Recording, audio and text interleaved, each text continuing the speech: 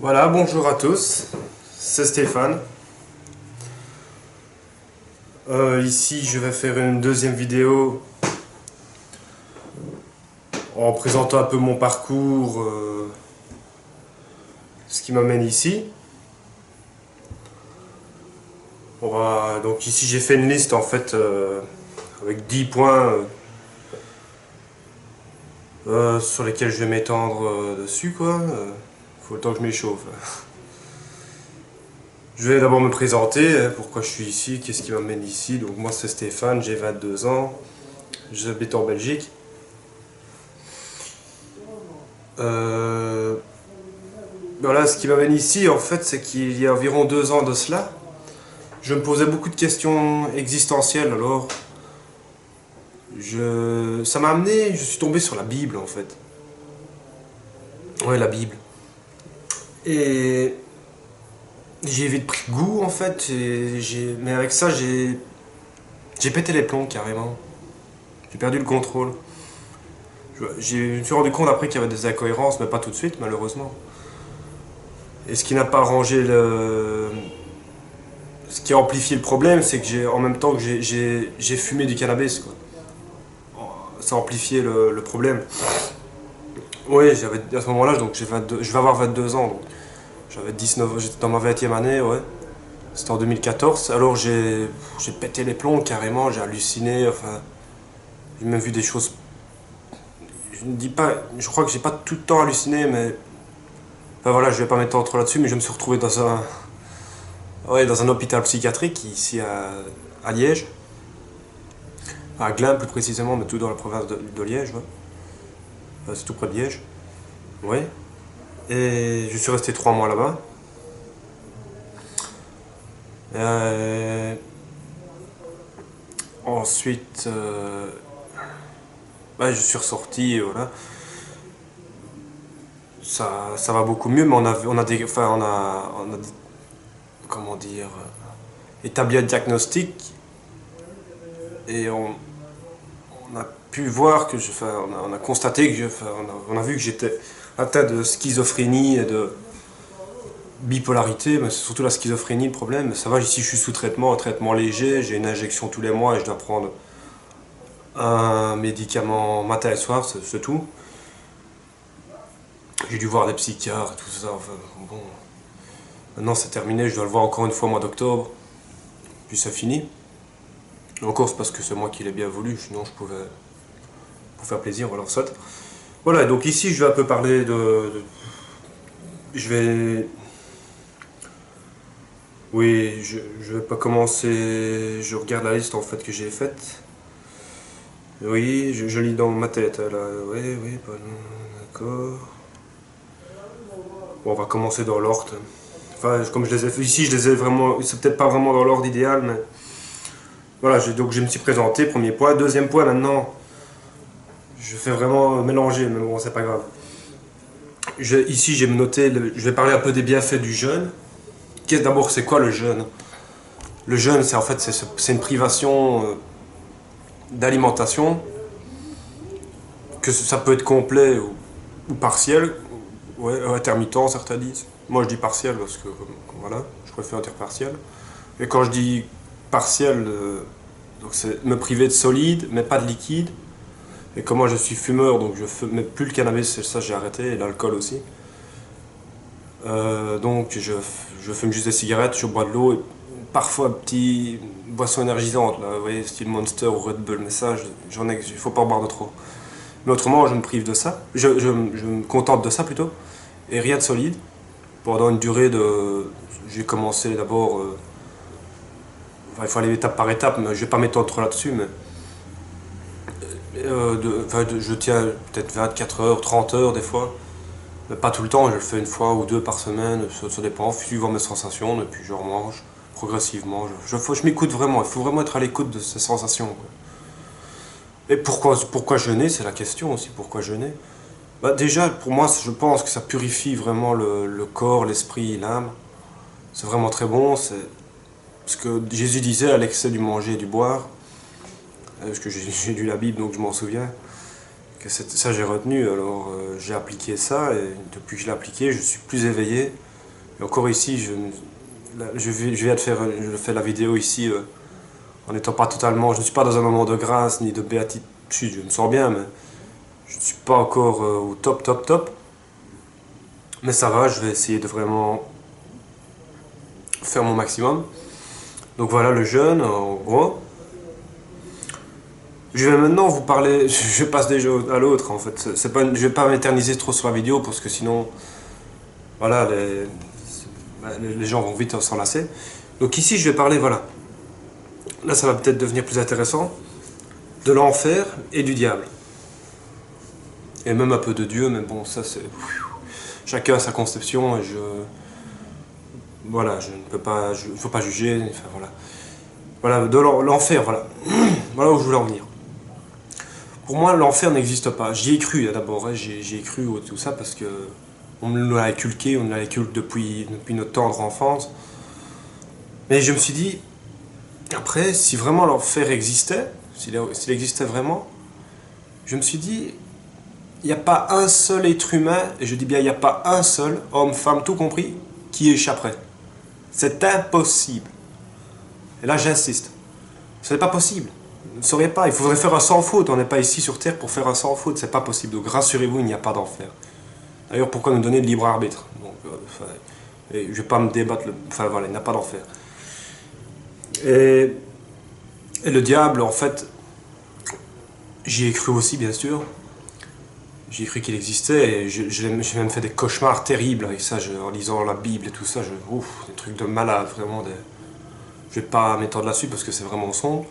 Mais voilà, maintenant, en fait, il se matérialise, cristallise, matérialise de nos pensées négatives, de nos actes négatifs.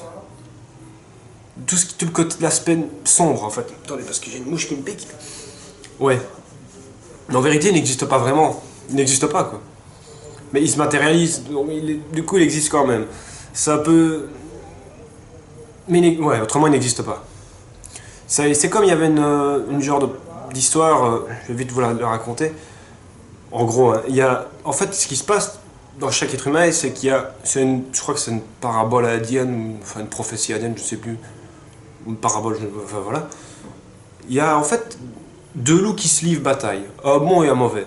Le bon, il est rempli de sagesse, de tendresse, pardon, de douceur, de bonté, etc. Le mauvais, tout l'inverse.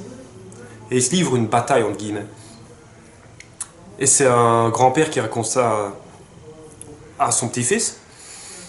Et le petit-fils lui demande, ouais, mais lequel des deux gagne? Le grand-père lui répond, celui que tu nourris. Donc ce qui veut dire, si on nourrit le négatif, ce sera le négatif qui va l'emporter. Mais à l'inverse, on peut verser la vapeur. Si on nourrit le positif, ce sera le positif qui l'emportera. Tout simplement, donc, chassez vraiment les idées négatives de votre esprit. Et vous vous sentirez beaucoup mieux. Le lâcher prise, voilà. Voilà, j'en ai un peu... Voilà, c'est ça que je voulais dire. Bon, maintenant, la vie après la mort, bien sûr, ça ne s'arrête pas comme ça. La réincarnation, ça existe. Ici, je vais vraiment essayer de faire... Je ne sais pas combien la vidéo va durer, je n'ai pas de chronomètre, je n'ai rien.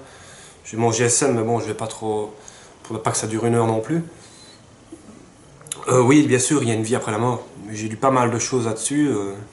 Dans ma vidéo précédente que je publierai, ouais, j'en ai vaguement parlé. Je l'ai fait vraiment sur un coup de tête, celle-ci aussi. Et oui, il y a un après, bien sûr, il y a un au-delà. Rassurez-vous. J'ai toujours parfois des doutes, j'ai du mal à le croire parce que les forces obscures, comme je les appelle, nous feront douter jusqu'au bout.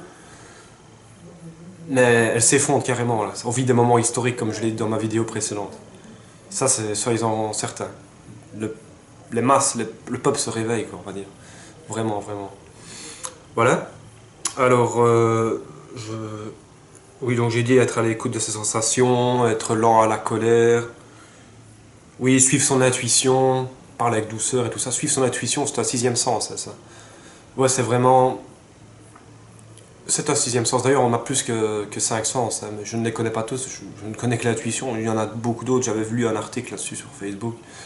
Parce qu'il y a boire et à manger sur Facebook, mais il y a quand même du vrai. C'est là, sur Internet, que circulent les vrais. Il y a plus de vraies informations que dans la télévision. Mais il y a aussi les fausses, bien sûr. Il faut faire preuve de discernement. Donc savoir discerner, trier le vrai du faux. Alors voilà, je vais un peu parler maintenant de la prière, de la méditation, en gros. Alors la prière, moi je fais un peu les deux, prière, méditation, à ma sauce quoi. Je le fais, je parle comme si je parlais à un ami. Je me rassure, je me, oui, je ne trouve pas le mot là. Oui, je parle ouvertement, sincèrement, surtout il faut le faire avec sincérité. Vraiment, sinon, vaut mieux prier peut-être une fois par jour ou deux, trois fois par semaine, j'invente, hein, que de se forcer à prier plusieurs fois par jour et que ce n'est pas sincère, quoi. Ça aura beaucoup plus d'impact si la prière est sincère. Voilà. Même de même pour la méditation. Euh, voilà aussi, ça paraît basique, mais c'est vrai, s'efforcer à toujours dire la vérité. Toujours dire la vérité. Même moi, ça m'arrive encore des fois de cacher certaines choses, mais j'essaye vraiment de m'efforcer, de travailler là-dessus, de développer ça, de dire toujours la vérité. Voilà. Je note faire preuve de discernement. Oui, j'avais aussi ne pas tirer trop vite des conclusions, car la vérité change en fait. La vérité, ce qui était vrai hier ne l'est peut-être plus aujourd'hui. C'est à moins des grandes vérités cosmiques, des lois cosmiques même, qui elles restent ouais, à bail quoi. C'est large quand même, c'est très large. On va pas trop s'étendre là-dessus. Je ferai d'autres vidéos avec, suivant vos commentaires et vos critiques et tout ça, je m'adapterai, je essaierai de répondre à vos questions. Voilà aussi, je tenais à dire que le hasard n'existe pas. Il n'y a pas de hasard. Ça peut faire peur au départ, c'est vrai. Mais j'ai appris il faut apprendre à accepter à accepter, ouais, c'est difficile, mais le hasard n'existe pas, ça non. Je l'ai constaté, il y a des synchronicités comme ça qui se font, comme des coïncidences. Certains vous diront, mais non, c'est trop. J'en ai constaté beaucoup trop moi. Et c'est là que je me suis retourné vers Dieu. Je me suis dit non, c'est pas possible. Il y a quelque chose. Alors absolument, je travaille là-dessus. Et oui, voilà. Et on a fait quasiment le tour en fait. Oui, si, je sais pas si vous avez déjà eu, bah oui, certainement, des moments de grâce, de béatitude comme ça. Plus marqué qu'avant d'ailleurs, ces moments-ci, j'en ai eu pas mal quoi. En fait, on est vraiment. Moi, je suis en dents de scie, étant donné ma bipolarité. Tout le monde, hein, mais c'est peut-être plus prononcé chez un bipolaire. D'ailleurs, ça l'est, je pense, mais. Voilà, mais quand je suis vraiment à l'apogée, tout en haut, waouh, alors là, j'avais jamais ressenti ça avant, sans prendre de drogue, sans rien, quoi. Ah ouais, c'est des moments de bien-être, quoi. J'essaie vraiment, en plus, de me détacher progressivement de la matérialité. Et, et voilà, quoi, ouais, ça me permet de. Parce que j'ai constaté, en fait, j'ai eu deux voitures, j'en ai craché une. Pas parce que je roulais vite, ça m'arrivait des fois, comme tous les jeunes, on va dire, surtout que je m'intéressais à beaucoup de choses. Je suis assez perfectionniste dans ce que j'entreprends. Oui, quand même. Et enfin, quoi qu'il en soit, je l'ai craché et je me suis rendu compte, non, je cherchais justement du boulot à ce moment-là. Je n'ai jamais. Non, en fait, je suis plus heureux maintenant. J'ai perdu mes droits, en fait, en vérité, mais je m'en sors. Il est vrai que ma mère me donne un petit peu d'argent, j'ai encore cette chance-là, c'est vrai. Mais ici, j'ai jamais été aussi heureux qu'avant, c'est dingue, quoi. Heureux sans rien, pratiquement. Enfin, sans pratiquement rien, j'ai quand même des habits. Si je vis, vous voyez bien, c'est chez la maison de ma mère, quoi. Je dors ici, je me fais une cabane dans les bois ici, j'aime bien la nature. Vous pouvez voir sur mon profil Facebook, mon compte Facebook. Donc c'est Steph Iceboy, si pour ceux qui sont intéressés. Donc S-T-E-P-H, c'est comme Steph. Espace IC, pardon, E-B-O-Y, Iceboy. Pourquoi Iceboy? Parce que je nageais dans l'eau glacée avant. En Belgique, j'ai fait un record, enfin, c'est pour un peu non officiel, mais officieusement, justement, qu'il l'est, quoi. Donc j'ai, en fait, pour vous dire, la vidéo est sur YouTube, hein. C'est pas très, c'est long à voir, parce que je suis resté 27 minutes dans l'eau glacée à 3 degrés. J'ai effectué 1 kilomètre, mais ça n'a pas été. C'est filmé par un ami, mais enfin, soit. Il faut pas se vanter non plus, donc je suis en train de me vanter là, c'est pas bien. Enfin, c'est pas bien, ça ne rentre pas dans mon concept. Là, je parle un peu de moi, voilà. Et voilà, je voulais, donc petite parenthèse, encore une fois, je l'ai dit dans l'autre vidéo d'ailleurs, je voulais vous recommander la lecture d'un livre, en fait, pour ceux qui aiment lire. C'est voilà, c'est ce livre-ci, je ne sais pas si vous le voyez bien, je vais vous le montrer, c'est Conversation avec Dieu. Ici, de Neale Donald Walsch. Neale Donald Walsch, je vais vous montrer de plus près. Neale Donald Walsch, Conversation avec Dieu, je ne sais pas si vous connaissez. Je l'ai publié aussi sur Facebook, des photos. C'est le numéro 3 ici, le tome 3. Je suis à la... Je vais l'avoir fait, non, pas tout de suite, mais il me reste à peu près 200 pages à lire, plus ou moins, un peu moins. Et c'est vraiment magnifique, c'est très profond. Ils mettent d'ailleurs un dialogue hors du commun, le mot est faible, honnêtement. Je vous recommande vivement de le lire. Il associe donc celui-ci en... Il en a fait plusieurs, je crois, mais... Donc c'est Conversation avec Dieu, en 3 tomes, donc 3 livres, ou alors la trilogie regroupée en un. C'est le même, quoi. Et il a fait d'autres livres encore, mais ça je n'ai pas lu. Et il recommande aussi dans ce livre-là de lire... de Chopra, je sais pas si vous connaissez, c'est connu quand même. Je connaissais pas, moi. La vie après la mort, c'est pour ceux qui sont intéressés, je n'ai pas encore lu et ça a l'air vraiment bien. Bon, après ce livre-là, j'ai encore un livre sur les anges et les archanges aussi à lire. Les archanges et maîtres ascensionnés, pardon. Je l'ai commencé, ça a l'air pas mal, mais je me méfie parce que je fais preuve de discernement. Mais celui-ci, honnêtement, je me sens vraiment bien quand je le lis. Je n'ai pas fait de cauchemar comme avec la Bible ni rien. Parce que la Bible, ça a été fort manipulé, savez-vous. C'est beaucoup de supercherie. Il y a du vrai dedans, je dis pas. Il y a du vrai, mais il y a du faux aussi, quoi. Faut pas prendre tout au pied de la lettre. Et même ce livre-ci, le livre Conversation avec Dieu, donc celui-ci, il faut pas le prendre au pied de la lettre non plus, il le dit même dedans. Donc voilà. Et bien, sur cette belle parole, je vais vous laisser. Merci pour votre écoute. Et à bientôt. C'était Stéphane. Au revoir.